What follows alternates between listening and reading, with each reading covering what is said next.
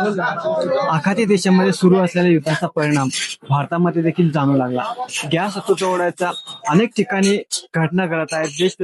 देशातील विविध शहरांमध्ये हा गॅस कृत्रिम तुटवडा निर्माण झाला. मात्र बुलढाणा जिल्ह्यात देखील हा गॅसचा तुटवडा झाला असं दिसत नाहीये.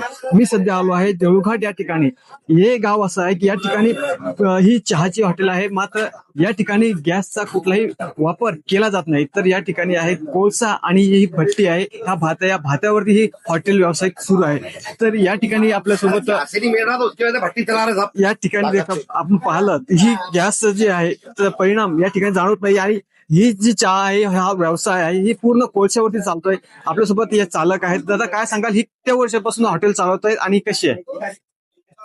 हम 20 से 25 साल से होटल चला रहे। अभी हमको गैस की जरूरत तो है नहीं, पर घर को गैस लगता हमको। 1 रुपया चाय से तो 5 रुपए चाय तक अभी तक होटल चला रहे हम। पर अभी गैस की जरूरत घर को है, अभी यहाँ नहीं है हमको। हम यहाँ कोयले पे चला रहे। असे किती हॉटेल्स आहे या 6 से 7 होटलें अभी देवल घाट में, 6 से 7 होटलें देवल घाट में, तो कोयले पे चला रहे। अभी गैस की तो जरूरत है ही अभी घर को, पर अभी तो कोयले पे चला रहे। आप यहाँ पे कितने साल से चाय पीने आते हैं, क्या कहेंगे? ये तो हमारा ही है। हम पैदा भी यही हुए। बोलो बोलो। हमें 50 साल हो गए। तो अब ये जो है तो होटल भी हमारी ही है। और ये हम कोयले पे चलाते, पहले से कोयले पे चलाते। तो गैस पे तो हमने आज तक भी चलाई नहीं। 1 रुपया 50 पैसे कट चाहे था जब से 50 पैसे कट था, जब से हम इसको कोयले पे चला।